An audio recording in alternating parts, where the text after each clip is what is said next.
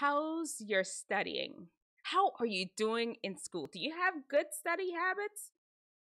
How excited are you about learning? I've got some tips for you. We're gonna check out this video. Let's see what he's got. Okay, do y'all Cajun Koi Academy? Do y'all follow him on YouTube? I will have the video linked in the description section, of course. You can go back and watch the whole entire video, of course, if you'd like. Let's check it out. Let's see what he's got.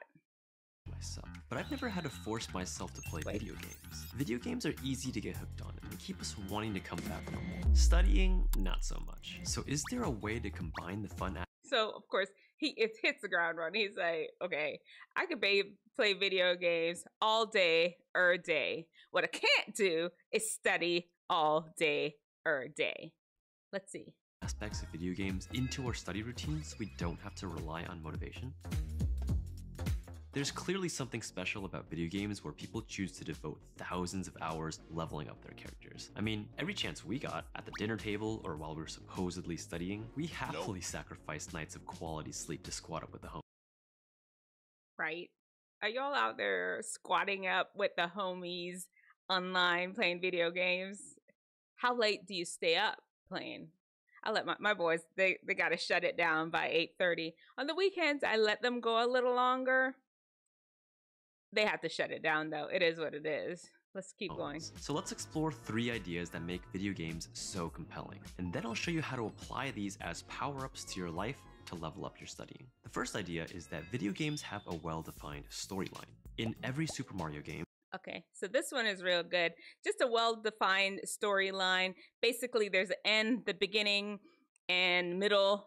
And when you're in school, it's just way off into the distance, somewhere out there. You don't even know. You don't know what is good, and that is almost a demotivator. Watch the whole video. I did want to more focus on one of the other one. Let me see. I wanted to focus on one of the other points that he had. I didn't want to. We're going to talk about that first one, but you go in and watch that video all by yourself. You're cool with it. Let's see. I'm going to play it now. All right, back we go. Here we go. Reward. I get unlimited attempts to challenge the Elite Four or Ganon. I can make multiple save files to experiment with which storyline I want to pursue. I can have it all because I'm in complete control, and there's no consequences for failure, which is an insanely powerful motivator. Mark Rober called this idea the Super Mario effect. He analyzed data from 50,000 participants in a coding challenge and found that when the consequences for failure were removed, people were significantly more likely to complete problems in time. Do y'all see that? When the consequences for failure were removed, you're more able to take some risks. Do y'all watch Push in Boots? We just watched that this week. Okay, so I'm sort of, spoiler alert if you haven't watched it.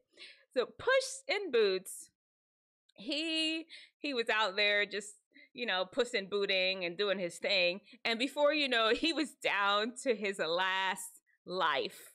And when he got down to his last life, he just got scared. He wasn't the usual, I challenge you to a duel type guy. He wasn't doing that anymore and got all fearful and less courageous. Those are the same things. He was just doing that. And because of that, he was not the hero that he used to. People just thought he was just like a wimp. Who are you? This is not no Puss in Boots. Get up out of here. And this is kind of what they're saying, because the chance of failing, because if he lost that next life, he was donezo. But in video games, you can keep going and going and going again, re-up, come back and play again the next day. And it's the same thing with school. Tasks, all because they were willing to keep trying. It's shown in orange right here. So those who didn't see failing in a negative light nearly had 2.5 times more attempts to solve the puzzle. The risk of losing a game of Dota is really low. I can instantly queue up and try again. And the rewards for winning are extremely satisfying. There's a glorious rush of dopamine for winning a match or pulling rare loot in Zelda. Epic music, flashy visuals, That dopamine is no joke. That dopamine, there you go. And praise make us want to play again so we can try to get that same sense of accomplishment. There's so little risk from trying that we can focus on simply enjoying the game. We can get creative with problem solving, like if that team comp didn't work, well, we can try a different strategy. But as students, it's not the same. We spend months preparing for huge standardized tests like the MCAT or the USMLE, and we have one attempt to give it our best. I had to take the MCAT, one attempt. I did awful, horrible, horrible. Anyway, I will. We'll have to share that story with you another time. But here he goes. Shot. Otherwise, failure is crippling. We missed parties and get-togethers, not to mention the $300 down the drain, or however much the exam costed. And then there's the time investment. Months of studying wasted. We can't queue up at the last checkpoint and try again. We have to wait months before another attempt and continue studying to keep the information fresh on our mind. And if we had plans to apply for school, that's another year loss of precious time in our 20s. The risk is yeah, I had to do a whole thing. We'll talk about it another time. It's too painful. Astronomical. But although we can't lower the stakes of our big goals, we can turn them into bite-sized pieces. Power-up number 2 is to break down high-risk goals into low-risk, high-reward goals. Do y'all get that? Break down high-risk goals into low-risk, high-reward goals. Y'all understand what the man is saying? Just break it down into small pieces. You just study. Well, let's hear him break it down. We can try to make more. the act of studying as easy as possible by setting smaller learning objectives and, to the best of our ability, removing the consequences of failure. For example, fixating on the goal of scoring the 99th percentile on the MCAT can be changed into many smaller objectives. Break it all the way down to a single practice problem. Can I understand this one concept? Or how else can I solve this problem? Replace the big scary goal with small mini games to get creative and experiment. Think about learning like a Super Mario stage where you allow yourself to fail again and again. Like, don't even think about how difficult the next MCAT section is. Just focus on one tiny objective that's right in front of you. Learn from past mistakes to improve your study system, and over time, these will add up until we reach the This man is dropping gems.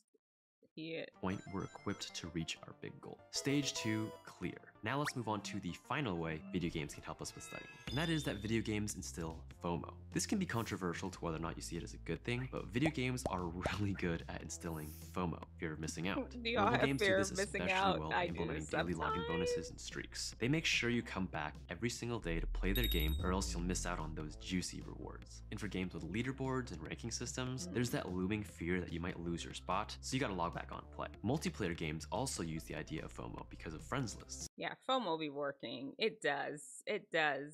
We love squatting up with our friends. I'd be watching anime or something, and I get that ping at the bottom of my screen. There was no way I was missing out on the fun. Or worse, getting replaced by Mike for solo mid. I know FOMO gets a bad rep, but for video games, it does something amazing that we cannot deny. It gets us back in game. Get you back in the game. Even if it's just to log in for the prize, we show up to claim our bit of dopamine and to quench the fear of losing our streak. To quote everyone's favorite ranger, James Clear, what gets rewarded gets repeated. In school, we don't see this pattern as often. There's usually no prize for turning in homework every day of the week. Nothing special happens when we get a practice problem correct or finish reading a chapter. There isn't any reward for consistent studying. The next page is just the next chapter. Plus, we can't rely on our squad for boss fights. Exams are single player. I mean, it would have been so sick if I could have brought the dream team to take the MCAT with me. Because FOMO mechanisms didn't exist natively, I ended up procrastinating a lot in school. Like, there was no urgency to get rewarded, so it was hard to get motivated. But that being said, there are ways we can leverage healthy FOMO to our advantage. We can create social accountability with our friends. Study in groups. It provides a sense of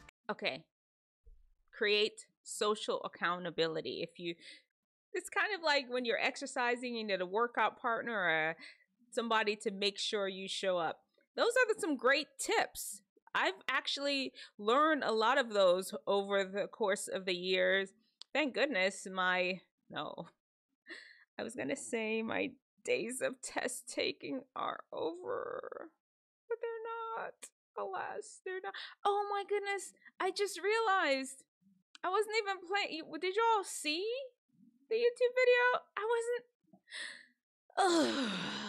wasn't playing it for you all. You heard the words though. You heard Community them. and belonging, because everyone is working toward that same elusive know goal. what? You don't necessarily have to be studying for the same class I'm either. figuring Being it around other working students has been motivation enough for me. But if you are studying for the same thing, even better. You can get competitive about being more productive or scoring more points on the exam. Just know that the most important thing.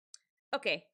Well, you see, if we all were on the live together, I would not have somebody would have told me, Dr. D Nice, you don't have the picture up. Could you show the picture? Anyway, so there you have those 3 tips on how to improve your study habits. I will have the link in the